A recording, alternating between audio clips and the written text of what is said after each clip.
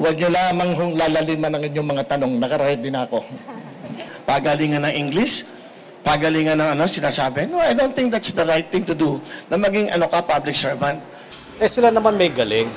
Yung galing nila siguro at alam nila, hindi ko alam. Pero kung may alam naman ako, hindi rin nila alam. Tagalog na lang.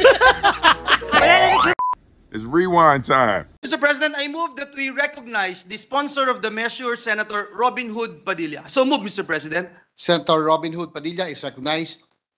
Maraming salamat po, Ginoong Pangulo.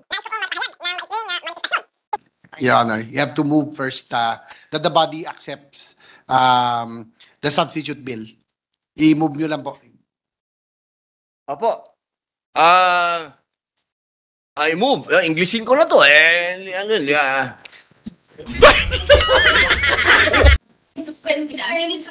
move, Ginoong Pangulo. I move. Session suspended. It's more of clarifications and make a few statements with the permission of the sponsor. Isa pong karangalan, mahal na Ginoong Pangulo, ang marinig po ang ating pong kagalang-galang na magaling, maganda at matapang na senadora mula po sa Taguig Pateros. Salamat po sa mga papuri nyo.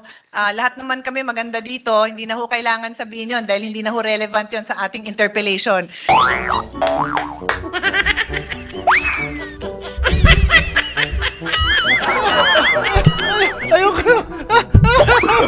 Hindi ho mababawasan ang tanong ko dahil sa sinabi nyo yun.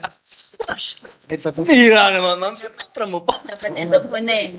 Pinapatawa ko lang yung mga nasa likod ko dahil tuwan-tuwa po sila sa inyo. Kaya sinabi ko lang yung sagot na yun dahil tawang-tawa ho yung nandito sa likod ko po.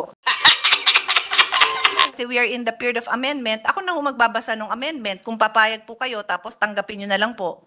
Sige po. Well, otherwise, you will be talking to yourself. Pag tinatawag ba kayo akong ex-convict, pero hindi naman po sila ex-convict, nakulong kayong tatlo, di ba kayo nasasaktan? Sabi nila, hindi, sanay na kami.